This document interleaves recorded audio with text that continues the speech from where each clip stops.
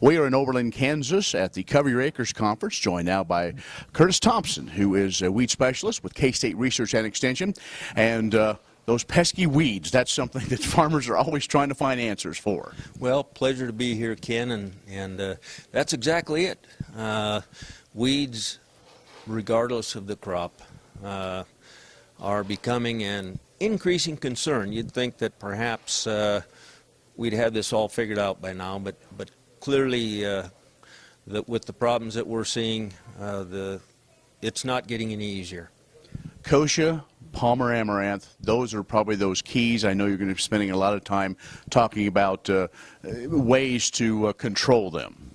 Yeah, we spent the time here focused on trying to tell growers how to manage Kochia and Palmer amaranth in the fallow period, as well as in some of the row crops like corn, sorghum, sunflowers, and soybeans.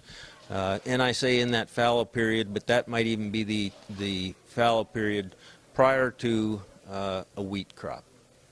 Well, as we look at this control, are some of the things that are available, is that having farmers kind of reevaluate their rotations?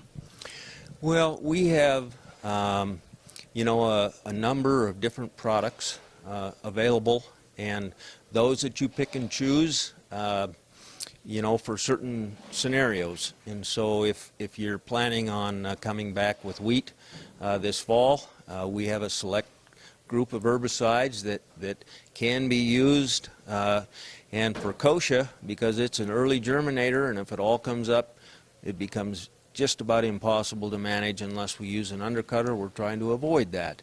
And so getting some residual herbicide in place before Kochia germinates, that means February, early March applications. That's critical. But ahead of wheat, we have some new products like Scoparia.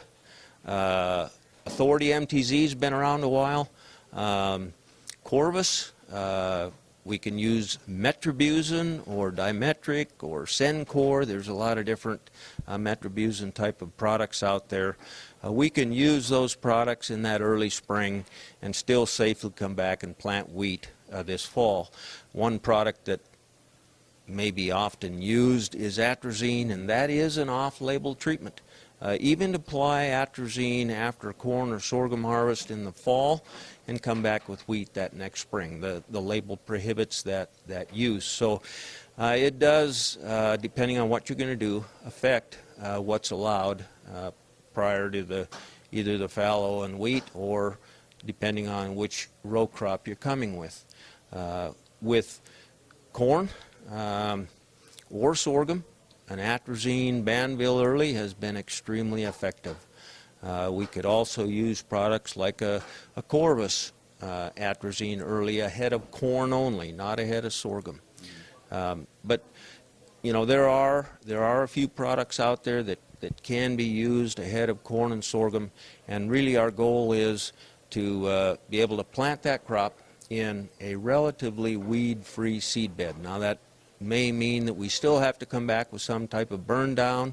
We still have to use pre-emergence products in the crop, and we may have to still come up with some post product, especially if we're dealing with Palmer amaranth, because the combination of those two make a weed complex that's very difficult to manage, and so as a result it ends up getting fairly expensive. But again, what you're seeing and what maybe you're suggesting is we can do this with burn down and with chemical applications rather than maybe hitting it with tillage. That's right. Again, the early applications, I'm saying February, March, to try to manage Kochia before it germinates and to try to keep that window of clean prior to planting. But still following up with our typical pre-emergence at planting is followed by post to manage that complex of weeds. So really the bottom line is planning and being out there and being aware of what's going on in those fields. Absolutely. The other thing that we should mention with Kochia is you may have had a field last fall that was free of Kochia. If you're in western Kansas, that particular weed breaks off and rolls across the countryside all winter long. You're probably still dealing with kochia, very likely. And so there isn't any acres in the western half of the state that are void of kochia, because that particular weed rolls around the countryside when it gets windy several days during the winter. All right, well, thanks for the update. Our pleasure. And again, the key, scout those fields. Curtis Thompson, weed specialist, K-State Research and Extension, has joined us. From Cover Your Acres in Oberlin, for AgView, I'm Ken Rahjes.